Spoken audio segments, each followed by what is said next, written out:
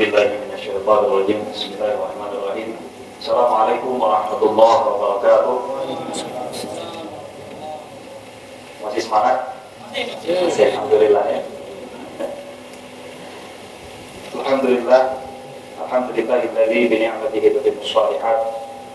Asyhadu an la ilaha illallah wahdahu la syarika lah. Asyhadu anna Muhammadan abduhu wa rasuluh. Allahumma shalli wa sallim wa barik wa an'im ala nabiyyina Muhammadin wa ala alihi wa ashabihi ajma'in. Rabbi shrah li sadri wa yassir li amri wa hlul 'uqdatam min lisani yafqahu qawli.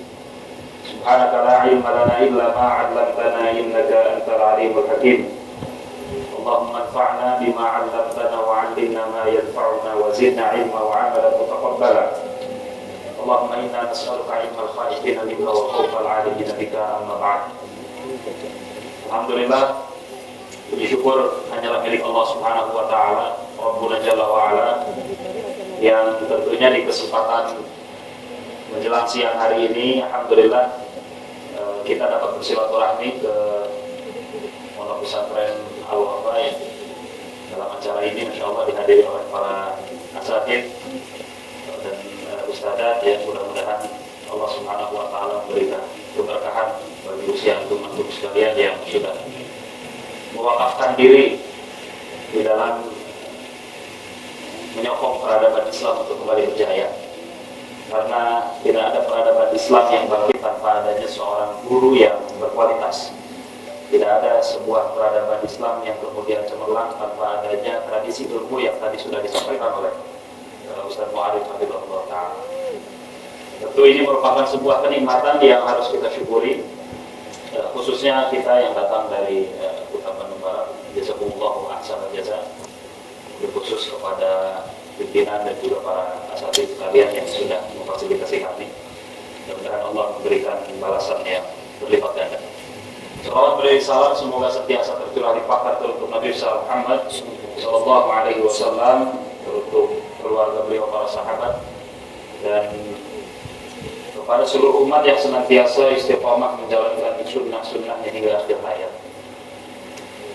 Baik ikhwan amat sekalian yang Allah muliakan, insyaallah materi yang ingin saya sampaikan tidak pakai slide, mohon maaf ya. Dan jadi karena tadi sudah disampaikan sebetulnya sebagian besar oleh Ustaz Mu'arif, jadi kita hanya melengkapi saja, melengkapi apa yang disampaikan oleh beliau. Mungkin tadi Ustaz Mu'arif lebih membahas tentang kutab, bagaimana kaitannya dengan kitab, karena akar katanya saja sama ya. Sehingga memang tidak bisa dipisahkan antara kutab dan buku dan kitab para ulama yang menjadi pedoman ilmu yang harus kita lestarikan. Nah, mungkin insya Allah di materi yang ingin Anda sampaikan di kesempatan kali ini lebih berkaitan tentang gurunya. Tadi mungkin tentang kutab, anak-anak didiknya, apa yang diajarkan. Mungkin ini sekarang lebih umum tentang bagaimana potret Nabi Shallallahu Alaihi Wasallam, memberikan gambaran kepada kita menjadi seorang guru itu seperti apa. Seperti apa Nabi Shallallahu Alaihi Wasallam memberikan potret dan gambaran yang luar biasa untuk menjadi seorang guru yang bisa melahirkan murid-murid selevel, ya walaupun mungkin kalau guru-gurunya kita tidak mungkin hadirnya selevel di levelan para sahabat, tapi setidaknya ketika kita meniru bagaimana Nabi alaihi salatu wassalam dalam konteks sebagai guru, maka mudah-mudahan murid yang dihasilkan pun tidak terlalu jauh. Sebelumnya saya ingin mulai dengan sebuah pertanyaan kepada ikhwan dan akhwat sekalian. Saya ingin bertanya hal yang sangat fundamental sebetulnya. Apa yang melandasi antum dan antumna semua menjadi seorang guru? Apa alasan kalian menjadi guru? Semuanya yang hadir guru ya, kebanyakan, sebagian besar ya, ustaz dan ustazah ya. Saya ingin bertanya, apa alasan antum dan antumna menjadi guru? Menjadi ustaz, menjadi ustazah? Ada yang mau jawab Pak? Nanti dapat surprise dari panitia kan? Enggak ada Ustaz? Coba ada. Ada yang mau jawab? Betul Ustaz? Amal jariah. Masya Allah, amal jariah ya, salah satu yang tidak akan putus ilmu yang bermanfaat. Jazakallah khair. Ada lagi? membangun generasi Ustaz. Membangun generasi seperti apa Ustaz? Islam Generasi Islam yang seperti apa? Sekarang juga yang ada generasi Islam sesuai dengan tuntunan Rasulullah SAW. Masya Allah, sesuai dengan tuntunan Rasul Sallallahu Alaihi Wasallam. Jazakallah khair. Ada lagi yang akhwat mungkin? Ada lagi? Atau ikhwan lagi? Akhwat biasanya malu-malu mungkin. Ya ikhwan? Ada lagi? Kenapa yang menjadi alasan? Atau masih bingung alasannya? Kenapa? Saya juga bingung jadi bingung.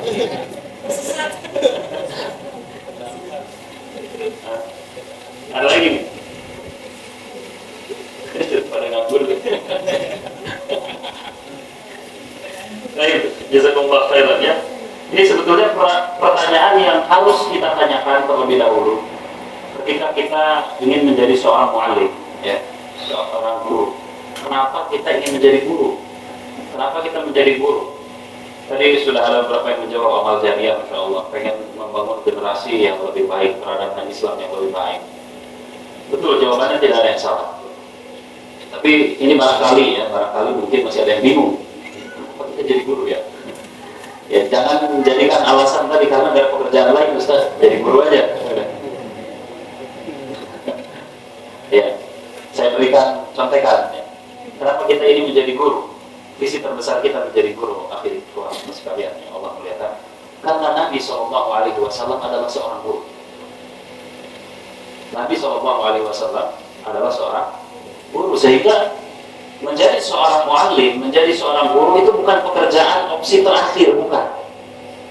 Jadi kalau misalkan ada yang menjadi opsi terakhir sekarang, segera perbaiki niat kita, ya. Karena insya Allah Ustaz, kalau kita menjadi guru hanya sekedar jadi guru, ya, hanya sekedar menunaikan kewajiban, datang, ngajar, selesai, pulang, di rumah udah nggak ada lagi tuh bekas-bekas jadi guru, ya. Di pondok, di ma'had, Masya Allah jadi guru, jadi ustaz, pulang ke rumah, balik lagi, oke. Ya. Insya Allah saya jamin murid yang dihasilkan tidak akan berkualitas. Karena sejauh mana murid itu berkualitas dilihat dari sejauh mana gurunya berkualitas. Kalau tadi Ustaz Mu'arif menggambarkan ya bagaimana ternyata dalam tahapan Al-Quran untuk menjadi murid ternyata tidak harus 30 juz. Tapi berbeda untuk menjadi guru Ustaz. Dulu anak pernah punya seorang murabbi Ustaz yang membimbing ya, orang Yaman, Syekh Fuad Hafizahullah Ta'ala. Beliau dengan tegas mengingatkan kepada kita, antum belum bisa menjadi ustaz, antum belum bisa menjadi seorang alim kalau belum hafal Al-Quran 30 juz. Mubarakah Ustaz. Ya, belum bisa dikatakan seorang ustaz kalau dia tidak paham, tidak hafal 30 juz mutin. Apa yang antum sampaikan? Di HP, HP baterainya mati, ilmunya hilang. Karena memang seberat itu. Jadi seorang mu'allim itu bukan perkara yang sepele, ya. Bahkan kita tahu dalam hadis Nabi bagaimana duduk ketika bersama Nabi SAW datang ke sebuah majelis di masjid itu yang melihat ada majelis zikir, majelis Quran dan majelis ilmu. Ternyata Nabi SAW walaupun menyebutkan keduanya ini majelis yang baik, tetapi Nabi memilih duduk di majelis ilmu. Sehingga Nabi kemudian menyampaikan, innama bu'istu mu'alliman. Sesungguhnya aku diutus oleh Allah Subhanahu wa taala ini menjadi seorang guru. Ini yang menjadi landasan kita, yang harus kita perbaiki awal ini Ustaz. Ya. Jadi ketika kita akan mengajar, niatkan bahwa kita mengajar ini karena Nabi SAW pun mengajar. Nabi SAW pun menjadi seorang guru. Kalau kita berbicara Nabi, ya, Masya Allah, tidak hanya sebagai seorang guru beliau sukses, menjadi apapun beliau sukses. Sehingga tidak ada contoh tauladan terbaik yang kita jadikan suri tauladan, yang kita ambil ilmu, yang kita jadikan contoh, melainkan yang paling baik itu adalah apa yang Nabi SAW kerjakan. Sehingga balik lagi saya tanya, kenapa antum semua jadi guru? Karena Nabi ini menjadi guru. Karena dikasih contoh kan. Gak bingung lagi ya, insya Allah ya. Nah kalau kita niatkan ittiba' sunnah, ya, mengikuti sunnah Nabi SAW, menjadi seorang guru, maka setiap nafas antum menjadi guru, insya Allah akan bernilai ibadah di hadapan Allah Subhanahu wa Ta'ala. Ketika niatan kita menjadi guru karena mengikuti Nabi, maka tidak ada kesempatan bagi kita untuk bermaksiat atau mau maksiat. Pikir lagi 1000 kali. Kalau gurunya maksiat, gimana muridnya? Kan istilahnya aneh Indonesia ini ya, di bahasa kita ini, guru kencing berdiri, murid kencing berlari. Iya kan? Artinya kalau gurunya maksiatnya segini, muridnya bisa segini maksiatnya. Ya, bukan hanya ketika guru mengajarkan hal baik kemudian muridnya menjadi lebih baik saja, tapi ketika guru maksiat pun muridnya bisa lebih kacau lagi maksiatnya. Sehingga menjadi seorang mu'allim sekali lagi bukan perkara yang sepele. Sehingga yang sebaik-baiknya kita jadikan suri tauladan, kita melihat potret bagaimana Nabi SAW di dalam sirah kehidupannya menjadi seorang guru. Bahkan Ibnu Hazm rahimahullah ta'ala itu beliau menjelaskan, "Lau lam yakun lahu mu'jizatun illa sirat ghairu siratihi sallallahu alaihi wasallam lakafa." Kata Ibnu Hazm, seandainya Nabi itu tidak diberikan oleh Allah mukjizat selain sirah kehidupannya, selain para sahabat-sahabat yang hidup bersama beliau, lakafa, maka cukup. Maka cukup. Nabi banyak mukjizatnya selain Al-Quran. Makanan yang sedikit bisa menjadi cukup untuk banyak orang, ya. Itu juga mukjizat. Tetapi ternyata menurut Ibnu Hazm tadi, seandainya Nabi tidak diberikan mukjizat apapun oleh Allah Subhanahu wa Ta'ala, melainkan sirah kehidupannya selama menjadi Nabi, maka cukup. Akan cukup.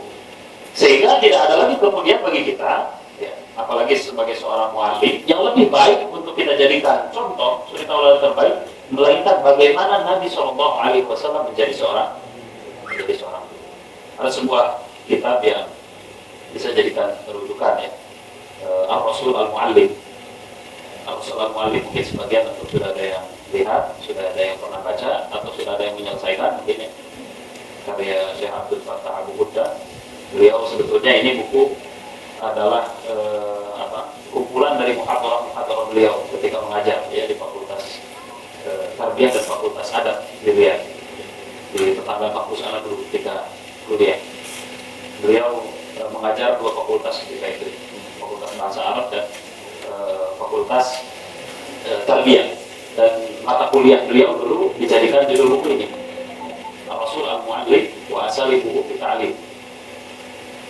Rasul sebagai seorang guru dan uslubnya, metode Nabi SAW ketika menjadi seorang guru, ketika mengajar, bagaimana Nabi SAW mengajar para sahabat ketika itu. Dan itulah yang menjadi kemudian rujukan kita, kenapa kemudian kita ini menjadi guru. Jadi insya Allah sekarang tidak ada yang bingung saya jadi guru, karena keutamaan jadi seorang guru ini Masya Allah, ya, sangat banyak. Tadi disebutkan salah satunya guru ini jalan tol, Ustaz. Guru ini jalan tol masuk surga, ya. Bayangkan oleh antum wafat, masih bisa dapat kebaikan, masih bisa dapat pahala. Salah satunya menjadi guru yang ilmunya manfaat, diamalkan lagi oleh murid-muridnya. Murid-muridnya mengamalkan, mengajarkan lagi kepada muridnya lagi, ya. Terus demikian, tasalsul, berurutan, berkaitan, ya. Sampai kita wafat, ternyata kita bahkan sudah lupa mungkin murid yang pernah kita ajar, ya. Ternyata ia mengantarkan pahala untuk kita dari Allah Subhanahu wa Ta'ala. Dan ini kenikmatan yang luar biasa, tidak ada yang bisa menandingi ini.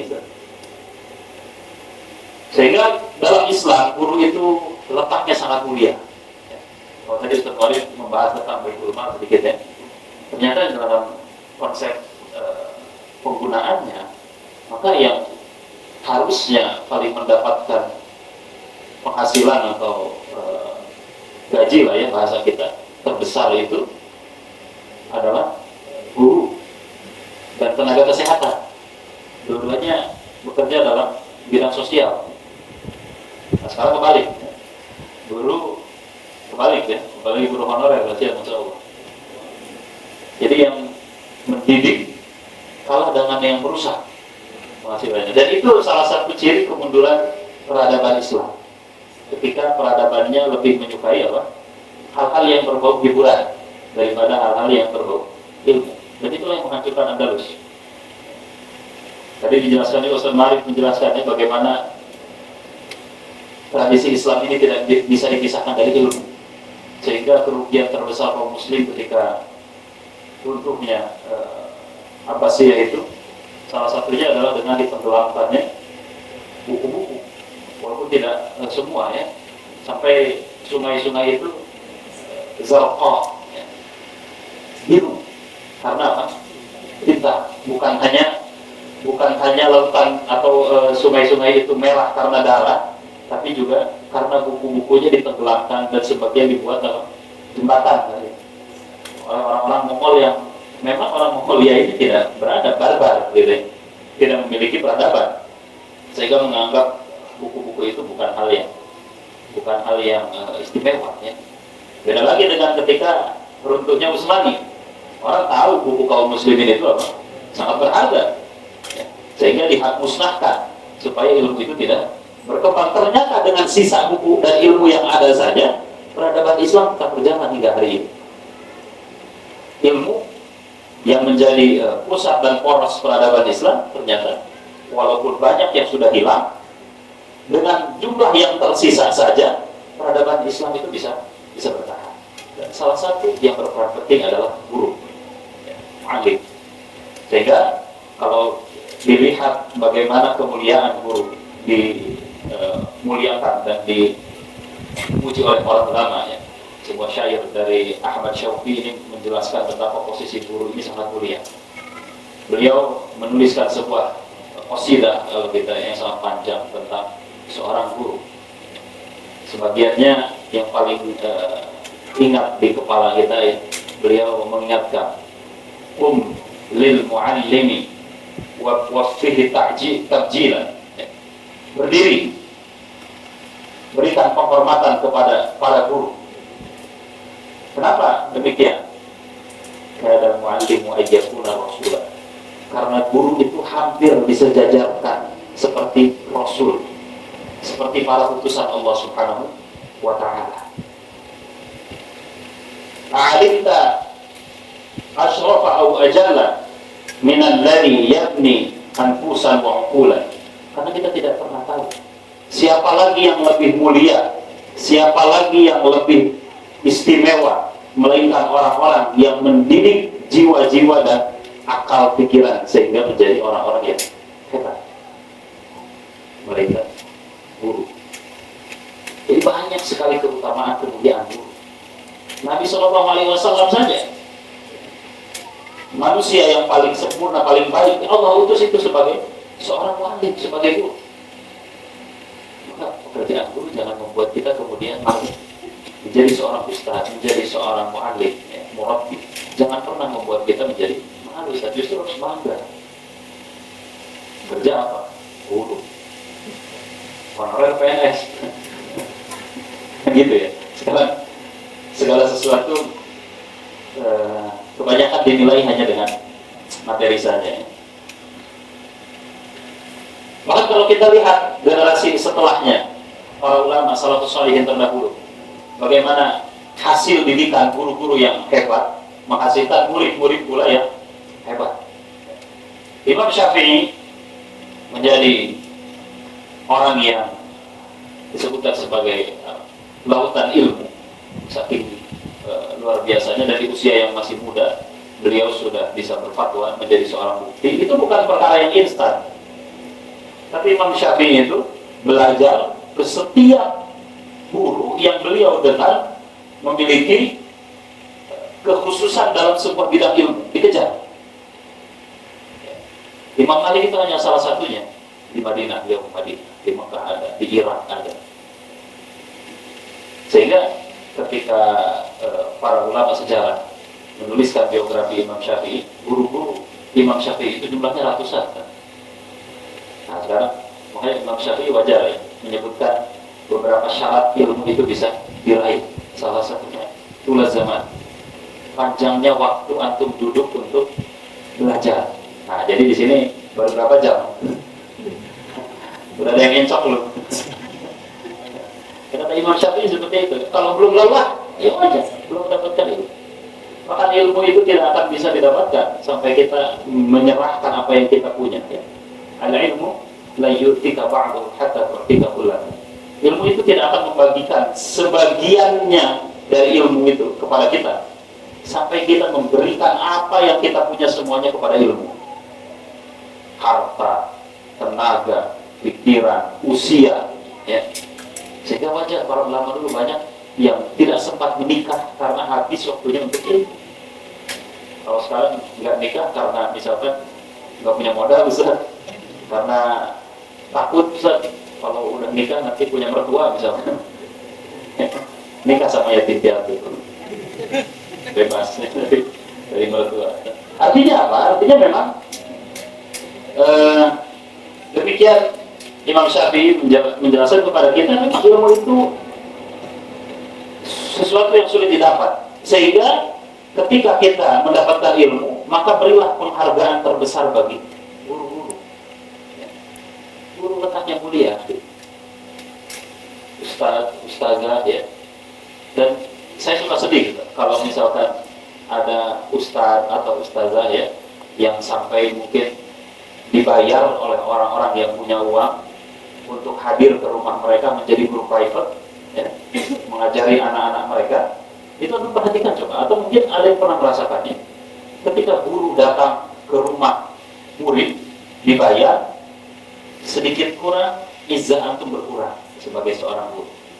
Saya berani jamin, ya. Orang tua yang mengandalkan uang untuk mendatangkan guru ngajarin ngaji ke rumah anaknya itu, ya, izzah seorang guru tak akan kurang. Di mata mereka cukup dibayar, selesai. Datang murid yang datang kepada guru, dan itulah tradisi Islam. Murid yang datang kepada majelis gurunya, murid yang datang ke rumah gurunya, bermulazamah, duduk, tinggal. Bagaimana para sahabat dari usia muda tinggal di rumah Nabi 20 hari. Memang seperti itu. Demikian mulianya guru.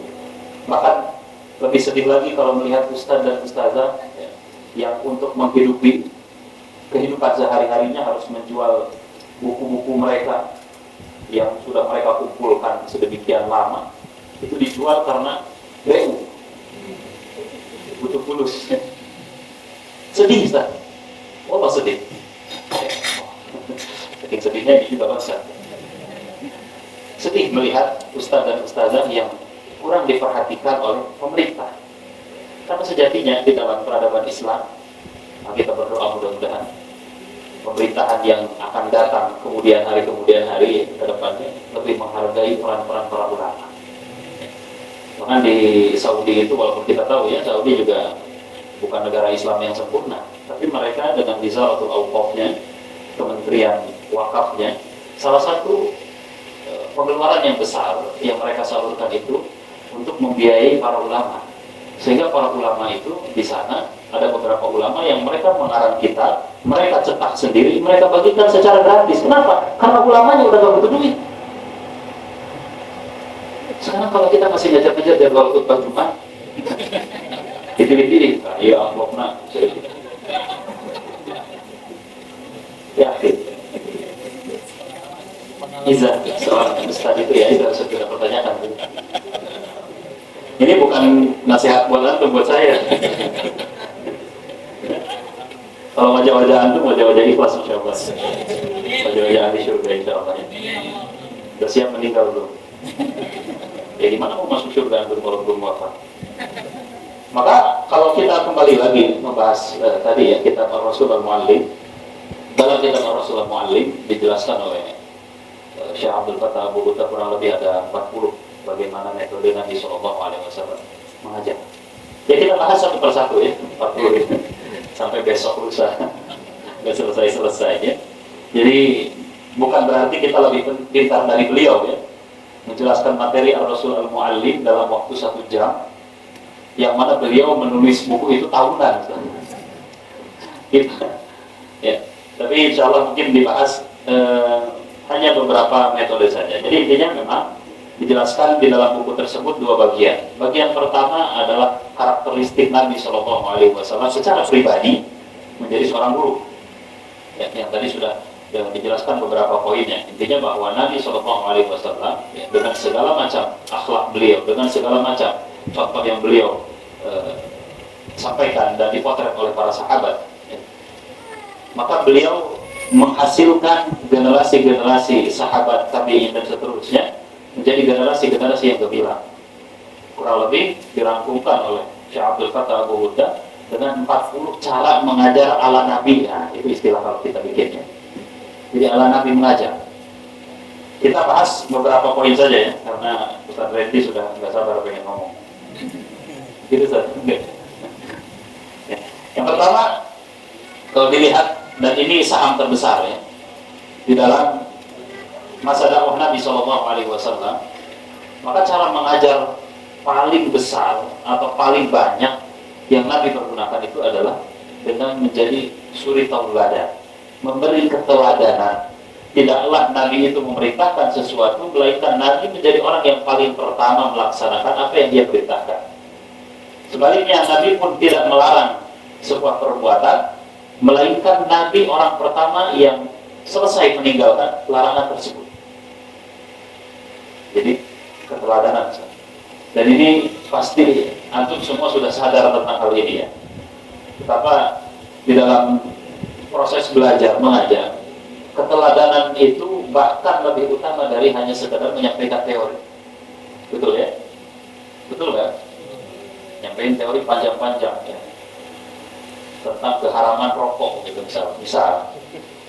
Ada yang rokok? Nggak ada ya? Alhamdulillah. Yang akhwat ada? Nggak ada?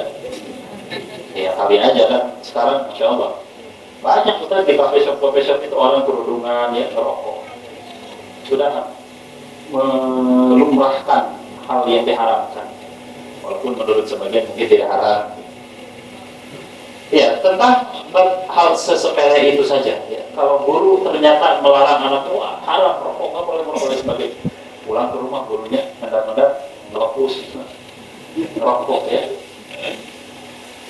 muskilah ini musibah. Guru mengajarkan anak didiknya untuk melaksanakan sholat. Ayo sholat. Suruh muridnya sholat semua. Asrama udah sepi ya, gurunya nyantai dulu. Santai dulu komat. Muskilah. Allah ingatkan.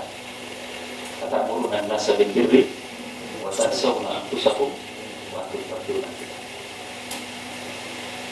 Kalian dengan enaknya menyampaikan kebaikan kepada orang lain, menyampaikan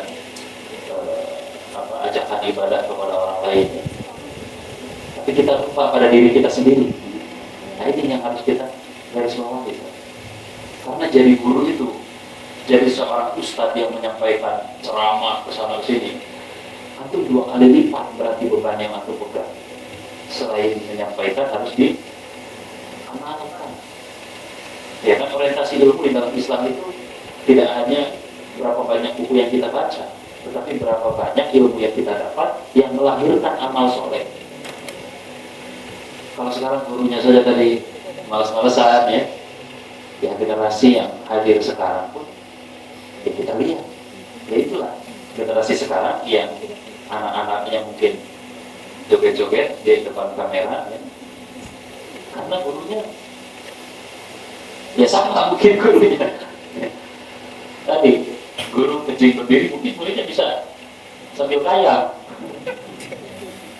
Artinya kemaksiatan sekecil apapun yang dikerjakan oleh guru itu bisa berpengaruh kepada anak didiknya. Sehingga betapa keikhlasan seorang guru itu betul-betul harus dijaga. Menjaga keteladanan itu sangat penting. Dan Nabi SAW mengajarkan itu. Kita lihat di dalam beberapa hadis Nabi SAW ya, dijelaskan oleh para sahabat. Hadis yang paling mudah diingat ya tentang sedekah. Suatu waktu Nabi SAW itu mengimami sholat asar. Dalam sebuah riwayat disebutkan biasanya Nabi SAW itu setelah sholat berzikir ya. Tiba-tiba ketika itu Nabi langsung bergesa-gesa pulang sampai disebutkan pundak para sahabat itu dilewati kaki Nabi. Artinya saking terburu-buru Nabi setengah loncat gitu melontati para sahabat. Sampai membuat sahabat heran apa yang membuat Nabi terburu-buru. Ternyata ketika Nabi pulang ditanya, apa yang membuat engkau terburu-buru wahai Rasul? Nabi menjawab, saya ingat di rumah saya ini ada sepotong kecil emas yang belum saya keluarkan, belum saya sedekahkan, dan itu mengganggu sholat. Ya. Nah, ini bayangkan, harta yang kecil saja Nabi langsung ingat bahwa keluar, kita sudah menganggap banyak ditumpuk-tumpuk gitu. Ya. Maka kata Imam Abi Dunya, beliau jelaskan bahwa harta yang halal saja itu bisa membuat hati manusia keruh, apalagi harta yang haram, apalagi harta yang syubhat gitu. Yang halal bisa membuat manusia hatinya itu keruh. Maka cara para ulama membebaskan manusia dari kecintaannya kepada dunia itu adalah dengan melatih sifat zuhud. Zuhud ini bukan berarti kita harus hidup dalam kesusahan, tidak. Ini saya sering sampaikan kepada para asatidz di Utaban Barat. Kalau antum mampu untuk naik pesawat bisnis, naik pesawat bisnis, tidak masalah. Kalau antum mampu beli pakaian yang bagus, pakai, tidak masalah. Karena masalah kecintaan kepada dunia itu bukan terletak dari apa yang kita gunakan dan apa yang kita pakai, tidak. Tapi sejauh mana harta tersebut memenuhi hati kita. Ya. Kalau harta tersebut hanya dijadikan wasilah, bahkan sebaik-baiknya harta itu adalah harta yang dipegang oleh orang-orang soleh, kan? Ya, dari mana wakaf? Wakaf salah satu pembiayaan terbesar dalam pendidikan Islam. Ya, kalau bukan dari tangan orang-orang kaya yang soleh, kan? Nah, saya doakan untuk guru-guru ini jadi orang-orang kaya semua, insyaAllah. Jadinya naikin, Ustaz.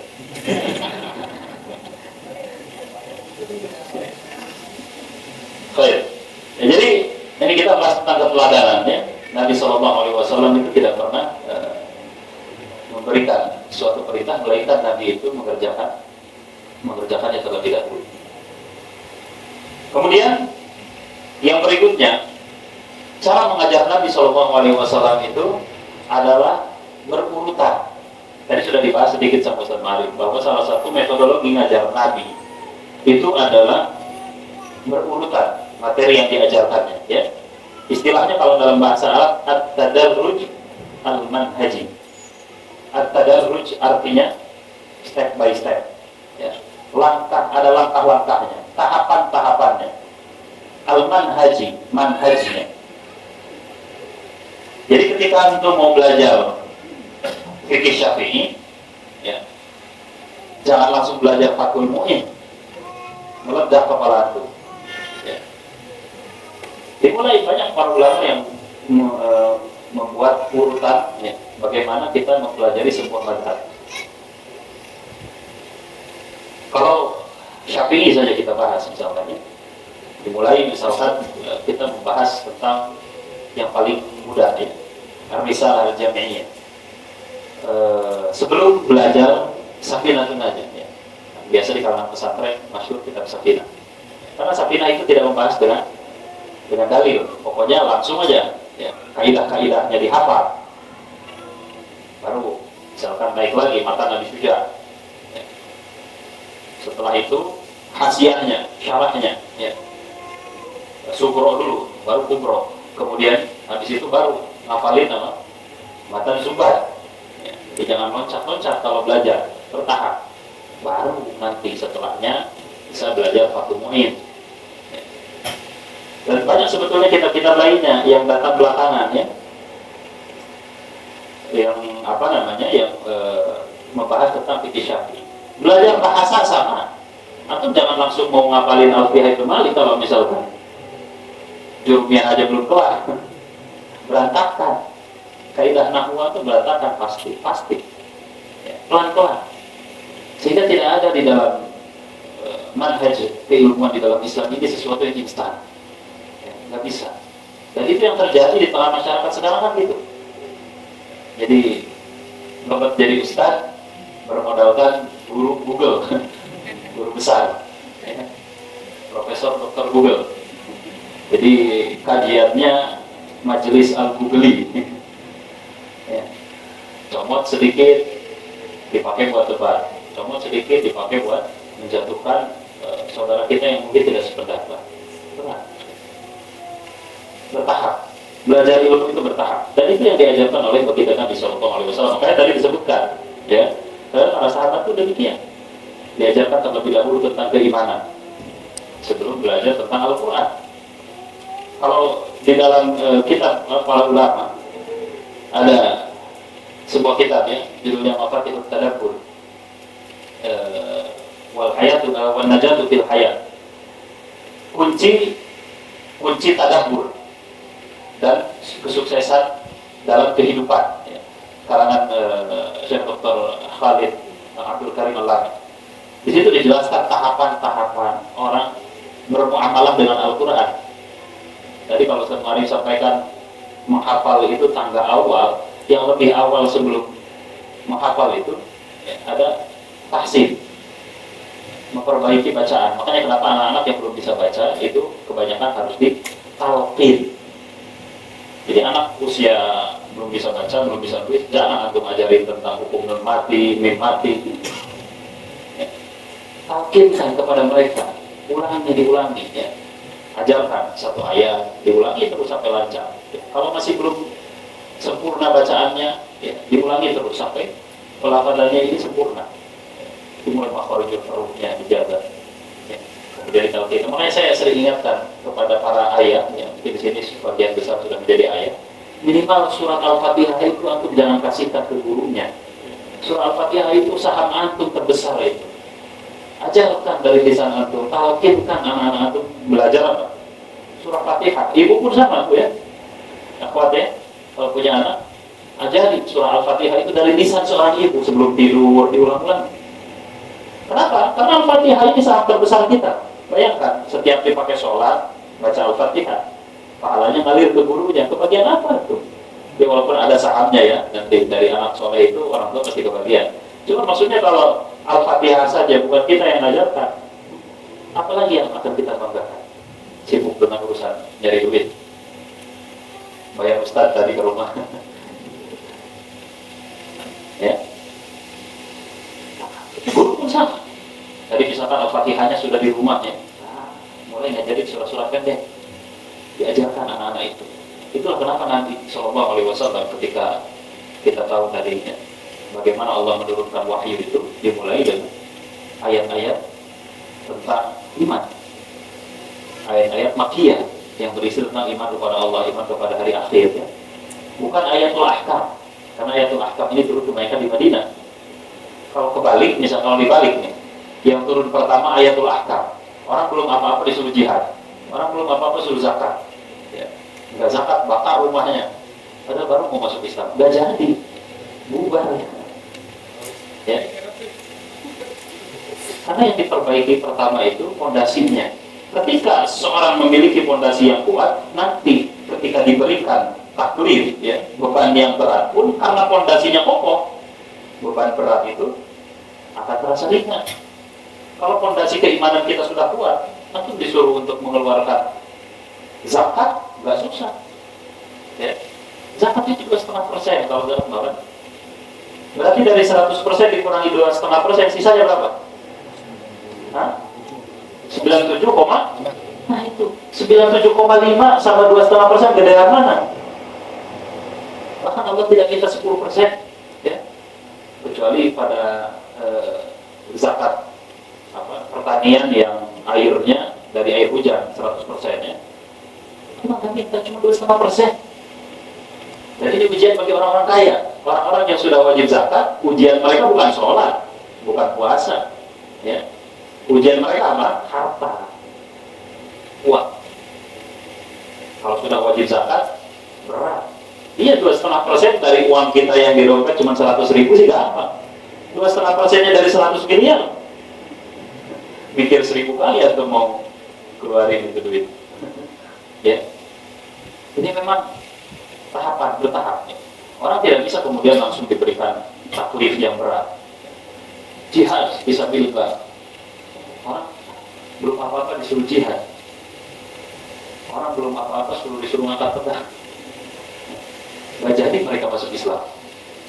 Anak kecil pun sama. Tadi kalau di usia-usia kutab, ya, maka kenapa di kutab itu, ya, tidak di awal itu kita tidak mengajarkan ilmu tajwid, tetapi ditalkinkan bagaimana supaya anak itu ya, bisa membaca Al-Quran walaupun belum tahu apa, belum paham ilmunya. Ya tadi misalkan hukum-hukum akam tajwid ya, tidak usah diajarkan dulu. Anak-anak yang masih usia 5 tahun atau apa, nggak usah kemudian juga dibikin ujian gitu ya. Hukum nun mati ketemu huruf ba, baca aja belum bisa. Nah, ada dulu zaman haji, tahapan, ada tahapan keilmuan yang harus dirunutkan, yang harus diuraikan, sehingga tidak bisa kemudian di dalam syariat Islam ilmu itu diambil atau diperoleh secara instan. Balik lagi tadi kata Imam Syafi'i, ternyata orang kalau mau dapat ilmu itu harus dulu zaman Syekhul Aish, dulu zaman waktunya harus lama, sekian puluh tahun mungkin kita baru dapat ilmu. Syekhul Aish hidupnya sempit, bukan sempit artinya penuntut ilmu itu hidupnya harus susah, enggak. Maksudnya Syekhul Aish ini waktu 24 jam serasa kurang karena kehidupan kita itu penuh dengan ilmu gitu.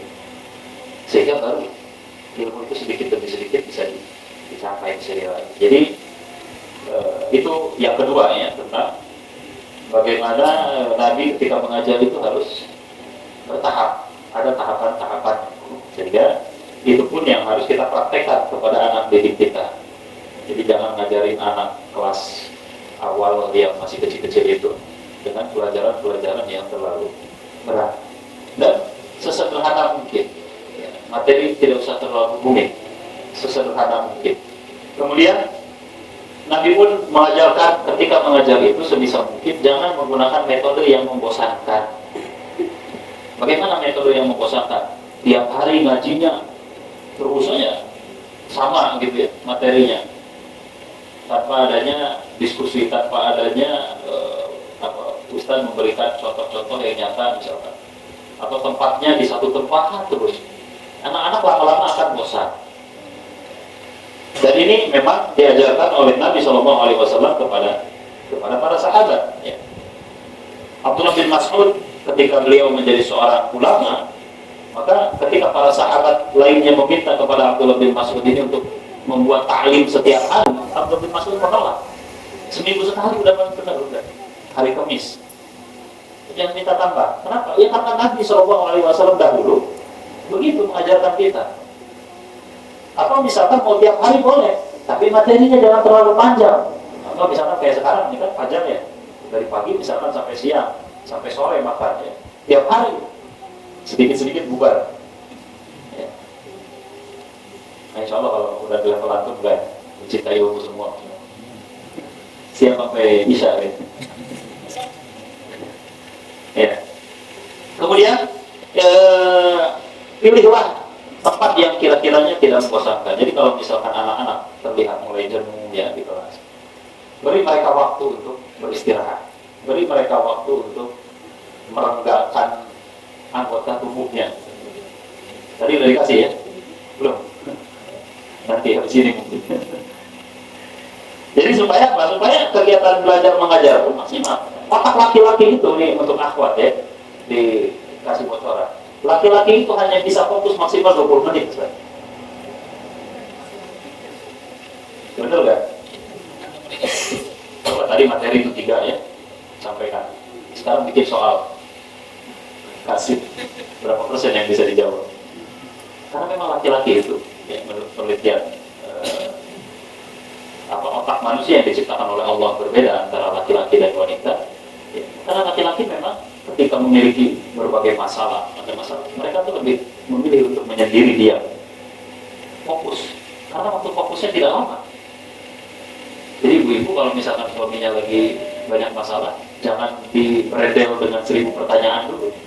Suami baru pulang, mukanya lesu, belum juga apa-apa, udah ditanya, dari mana, kenapa pulangnya telat? Nggak mau apa-apa lagi, udah telat. Keluar lagi suami, tutup lagi pintunya, balik lagi kantor udah.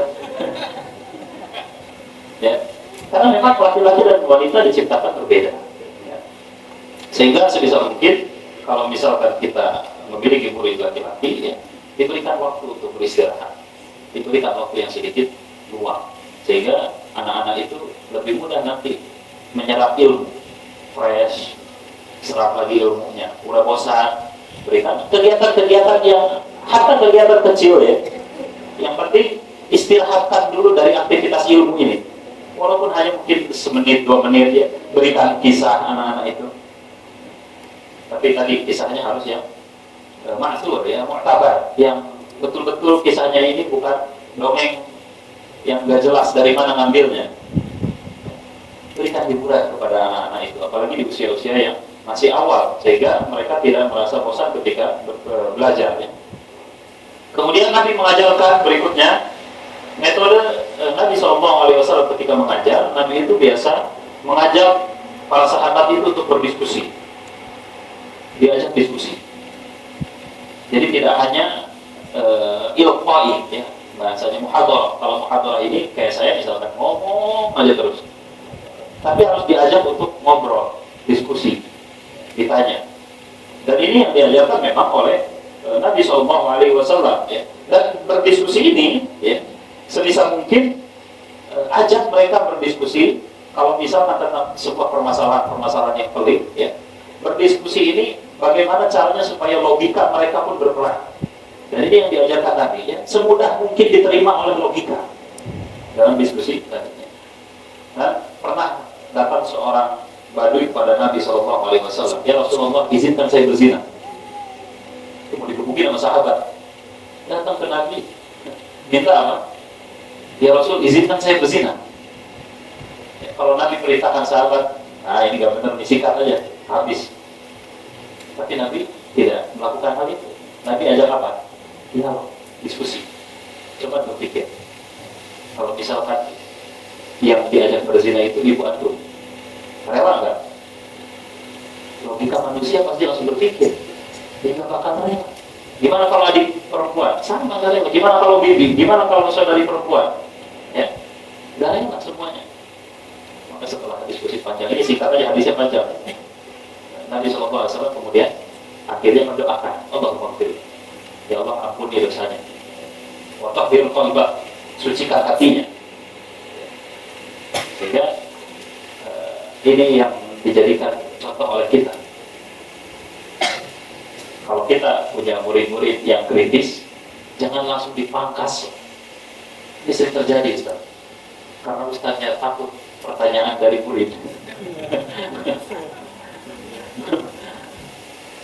Belum nanya murid udah disalahin. Insya Allah nggak ada di sini. Tapi sering terjadi maksudnya. Ya. Guru-guru misalkan ya sudah sudah malas, sudah capek mungkin ya. Karena anak-anak itu pasti otaknya itu selalu berkembang. Ya.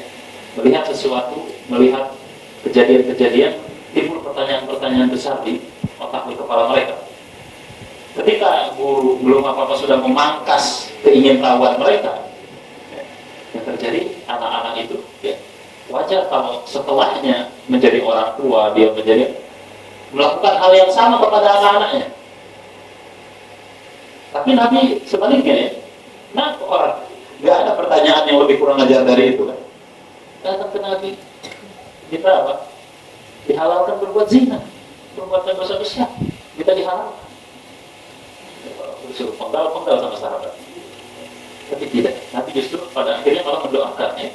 Jadi itu uslub bagaimana Nabi SAW memberikan contoh kepada kita dalam mengajar. Kemudian berikutnya terakhir lah ini ya, karena banyak ada 40, nanti antum bisa baca sendiri ya.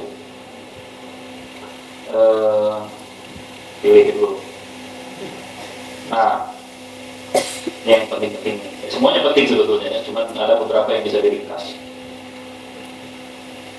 Mengetahui karakter para murid, ini penting ya. Jadi ma'rifatul mad'u, kalau bahasa tarbiyah itu orang-orang pendidikan, bagaimana caranya kita ini tahu siapa yang kita ajak.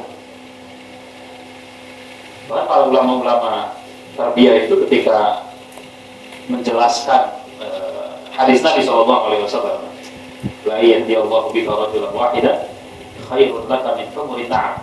Kalau ada satu orang yang mendapatkan hidayah saja atas landasan atau wasilah ilmu yang kita sampaikan kemudian orang tersebut dapat hidayah, khairun laka min humurin na'am, maka itu lebih baik bagi kalian dibandingkan dengan humurin na'am. Apa itu humurin na'am? Unta merah. Ya kalau sekarang Ferrari gitu kan, merah. Ya. Lebih baik. Nah, ketika orang-orang tarbiyah menjelaskan seorang yang guru yang menyampaikan ilmu sehingga muridnya mendapatkan hidayah, salah satu poin terbesar adalah ketika guru itu tahu karakteristik muridnya. Dan itulah yang dicontohkan Nabi SAW. Nabi itu pernah didatangi oleh dua orang, yang satu sudah tua, yang satu masih muda. Yang muda ini nanya ke Nabi, "Ya Rasulullah, ketika berpuasa bolehkah saya mencium istri saya?" Kata Nabi, "Gak boleh." Datang berikutnya orang lain yang sudah tua, "Ya Rasulullah, apakah ketika berpuasa saya boleh mencium istri saya?" Kata Nabi, "Boleh." Sehingga para sahabat heran, "Ini kumaha Nabi ini? Gimana ini Nabi? Yang satu bilang boleh, yang satu nggak boleh."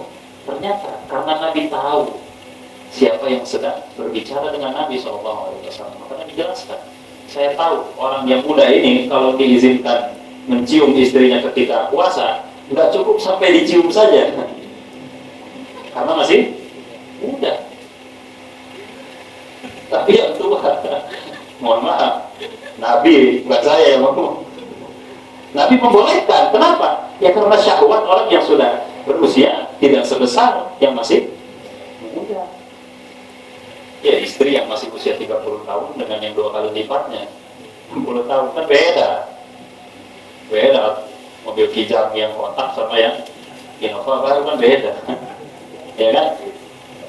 Nah, gambarannya seperti itulah kurang lebih. Sehingga Nabi SAW itu mengetahui kualitas para sahabat karena berbeda-beda ya. Setiap yang bertanya kepada Nabi pun sama, walaupun pertanyaannya sama, jawabannya bisa beda-beda kan? Ya.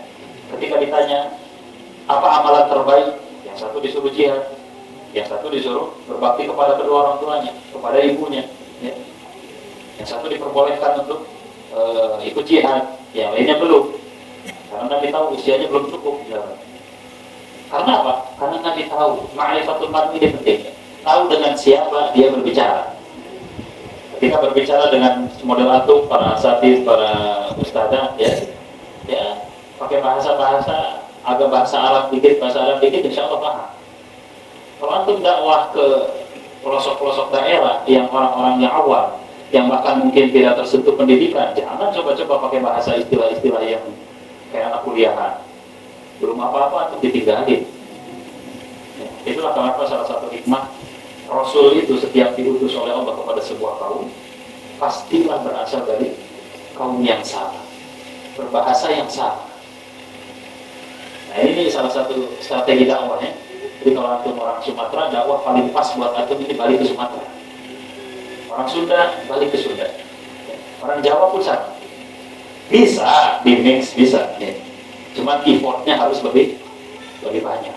Gitu ya. Jadi itu bagaimana beberapa poin Nabi SAW yang terpotret oleh Syekh Abdul Fattah Abu Ghudda menjadi seorang guru, sehingga mudah-mudahan kita berharap agar Allah Subhanahu wa Ta'ala memberikan kita kekuatan untuk menjadi seorang mu'allim, menjadi tadi sosok yang bisa menghadirkan amal jariah melalui ilmu yang bermanfaat.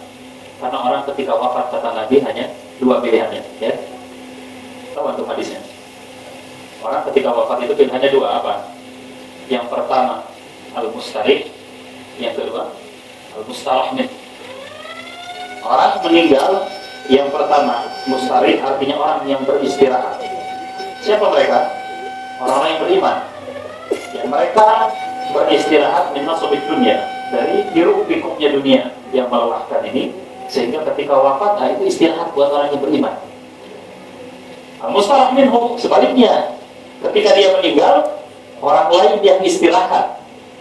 Ya, siapa mereka? Al-kafir, al-fajir, orang kafir, orang pendosa. Ya, yang mana ketika mereka wafat, justru orang sekitarnya yang merasa rehat. Alhamdulillah, mau atau gitu. Ya, berapa nggak dari tahun lalu, misalkan. Ya, tinggal antum pilih, mau jadi al-mustarih atau mustarah. Sehingga salah satu ikhtiar kita ya, bagaimana mencapai husnul khatimah, wafat dalam kondisi terbaik. Jadi guru, guru dengan begitu banyak ataupun sedikitnya murid yang pernah belajar, ketika kita wafat pasti akan ada yang merindukan ilmu yang pernah disampaikan ya. Jadi kalau istilah guru tanpa tanda jasa itu saya rasa kurang tepat. Seharusnya guru itu tanda jasanya paling banyak ya. Kalau tidak diberikan oleh pemerintah, maka diberikan oleh para murid-muridnya, sehingga ketika guru suatu saat menjadi tua, menjadi renta ya, sudah tidak mampu melakukan apapun, datang murid-muridnya.